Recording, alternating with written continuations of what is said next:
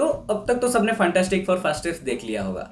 तो इसके एंड में क्या हुआ, गैलेक्टस क्यों फ्रैंकलिन के पीछे पड़ा हुआ था, गैलेक्टस हमें फ्यूचर मूवीज में दिखेगा या नहीं, और इसके मिड क्रेडिट सीन और पोस्ट क्रेडिट सीन में क्या हुआ, इन सारी चीजों के बारे में इस वीडियो में बात करेंगे। तो जैसे मैंने पिछले वीडियो में बताया था, फैंटास्टिक फोर की टीम को पावर्स मिले 4 साल हो गया है और वो 4 साल से दुनिया को बचाने के काम कर रहे हैं, जिसमें मूवी में हमें मोल मैन और सुपर एप से फाइट के थोड़े थोड़े सीन्स देखने को मिला। उसके बाद पता चलता है सुजन प्रेग्नेंट है और फिर सिल्वर सर्फर आती है और वो बोलती है तुम्हारे प्लेनेट को मार्क कर दिया गया है, गैलेक्टस आएंगे और तुम्हारे प्लेनेट को खा जाएंगे। और फिर पूरे फैंटास्टिक फोर की टीम गैलेक्टस के पास जाते हैं। गैलेक्टस उनको बोलता है तुम अगर मुझे अपना बच्चा दे दोगे तो मैं तुम्हारे प्लेनेट को छोड़ दूंगा, यानी रीड और सुजन के बेटे फ्रैंकलिन को अगर वो गैलेक्टस को दे देंगे तो गैलेक्टस उनके प्लेनेट को छोड़ देगा। फिर फैंटास्टिक फोर गैलेक्टस को अपना बच्चा देने से मना कर देते हैं और उसके बाद गैलेक्टस अर्थ पर आता है जबरदस्ती फ्रैंकलिन को लेने। फिर हमें कुछ एक्शन सीन्स देखने को मिलता है। रीड गैलेक्टस को फंसाने के लिए एक प्लान बनाता है जो है एक टेलीपोर्ट डिवाइस, जिससे एक यूनिवर्स से दूसरे यूनिवर्स में ट्रैवल किया जा सके। और गैलेक्टस उनके प्लान को समझ जाता है और एंड में जब जॉनी खुद को सैक्रिफाइस करने जाता है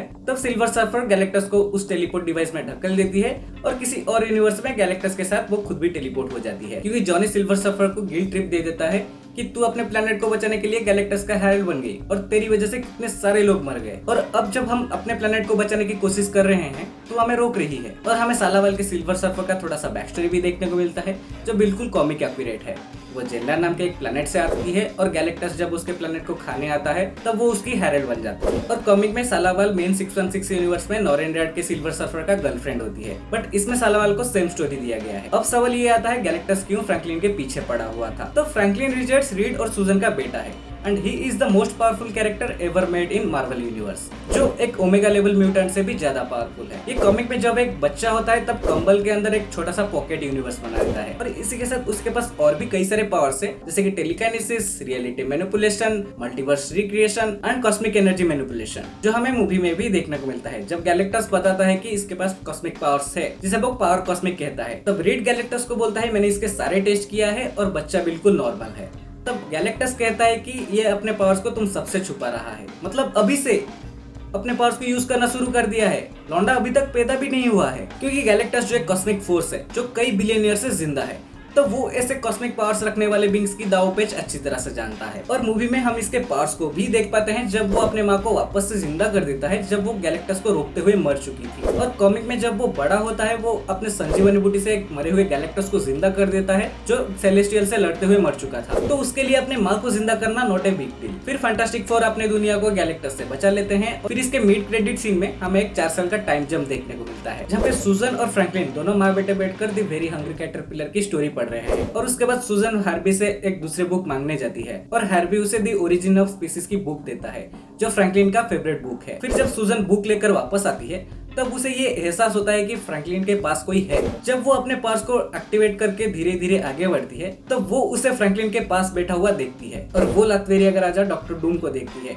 जो ग्रीन कलर की हुडेड लॉक पहनकर अपने हाथ में एक मास्क पकड़ा हुआ है और फ्रैंकलिन उसके फेस को छू रहा है। और हाँ, यहाँ पे डूम का फेस रिवील नहीं किया गया है।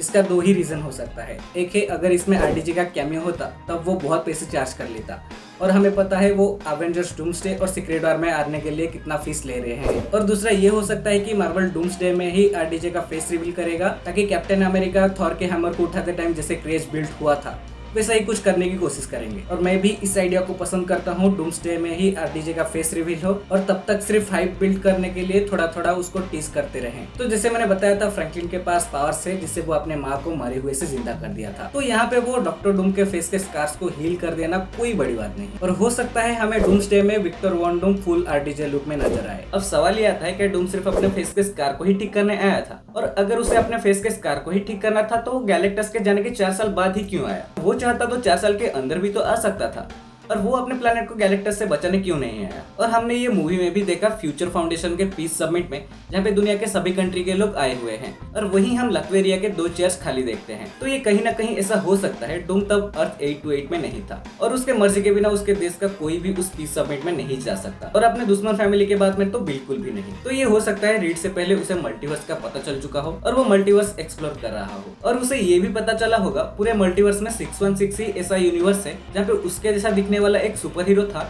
जो अल्टीमेट सैक्रिफाइस देकर उस यूनिवर्स को बचाया, और लोग उसे अब अपने भगवान की तरह पूछते हैं। फिर जब वो अपने अर्थ 828 में वापस आया होगा तब उसे पूरे गैलेक्टस कांड के बारे में पता चला होगा और तब उसे फ्रैंकलिन रिचर्ड्स के बारे में भी पता चला होगा। और वो बैक्स्टर बिल्डिंग में क्या ऐसे ही आया है, वो भी अपने दुश्मन के घर में, और वो भी तब जब सूजन और फ्रैंकलिन के अलावा वहाँ पे कोई नहीं है। हो सकता है वो यहीं से सूजन और फ्रैंकलिन या फिर फ्रैंकलिन को लेकर अर्थ 616 में चला जाए और वो टोनी के फेस के साथ लोगों को इजीली मैनिपुलेट कर दे और फ्रैंकलिन के पावर्स को मल्टीवर्स पे राज करने के लिए यूज करे। अब आता है थंडरबोल्ट्स का पोस्ट क्रेडिट सीन, जहाँ पे हम फैंटास्टिक फोर के शिप को अर्थ 616 में आते हुए देखते हैं और यहाँ पे शायद ये हो सकता है रीड फ्रैंकलिन के एनर्जी को अर्थ 616 में डिटेक्ट किया हो और उस एनर्जी के पीछा करते करते वो यहाँ पे आया हो, जैसे वो मूवी में करता है सिल्वर सर्फर के पीछा करने के लिए। अब सवाल ये आता है क्या गैलेक्टस हमें फ्यूचर मूवीज में दिखेगा?